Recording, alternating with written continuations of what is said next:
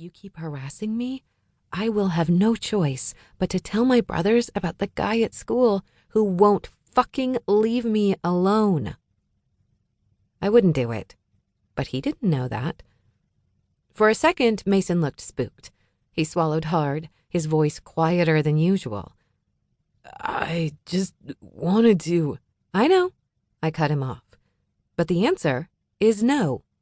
You understand that, don't you, Mason? He nodded, avoiding my gaze. Yep. A strong arm came around my shoulders, and my heart did that weird stuttering thing it did whenever I was close enough to smell his cologne. I didn't take my eyes off the jock, and from the way Mason's gaze was flittering back and forth between us, I knew the pair of us were a sight, holding our pose, the image of unwitting danger. You good? Viktor Nikulin asked in deathly quiet. Mason's eyes lowered to Vic's forearm. Chaos. The bold black chaos tattoo was out on display, worn proudly but also as a warning to those like my dear friend Mason. I took pity on the guy. Yeah, Mason was just leaving. I blinked prettily. Goodbye, Mason. And off Mason fucked. We watched him saunter away, and when he was out of sight, I twisted slightly to look at Vic. What are you doing here? What a fucking dweeb, he uttered, still looking in the direction Mason went.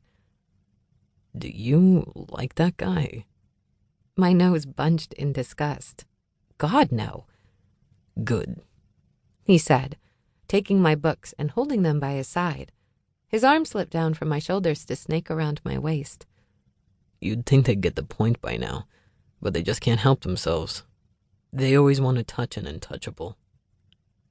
I glanced down at his large hand splayed across my hip. Says the guy touching an untouchable. He didn't deign to look at me, but his lips broke into a wide smile, showcasing his gleaming white teeth and dimples. My head swam with how beautiful this man was. I don't count. I wished things were different. So many times I prayed to every god imaginable that this stunningly handsome man would look at me as more than just his best friend's little sister, someone to protect, someone to guard and shield.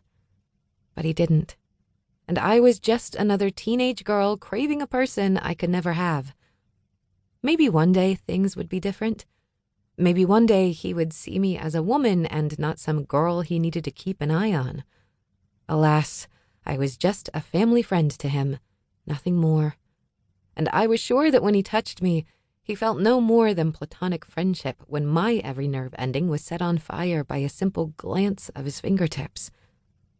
I didn't ask for much in life. Sure, I had everything I needed, so I never had to ask for a single thing. But if the gods were listening, I hoped they heard my prayer. I only wanted one thing. For Vic to look at me with the need of a man who wanted something he couldn't have. Me. He wasn't wrong, though. He didn't count. Because my father trusted him. And for the secret fact that I was head over heels in love with Viktor Nikulin. Nastasia. Age 16. He was punishing me. Of course, he didn't outright come out and say it, but I had a deep, unwavering feeling he was indeed attempting to reprimand me. I could never ask, though, because what if he wasn't? I wasn't so full of myself that I believed Vic's every movement revolved around me. I watched him with her. It was torture, but I couldn't tear my eyes off them. I wasn't spying, we just all happened to be at the same place at the same time. And I couldn't look away. Why couldn't I look away?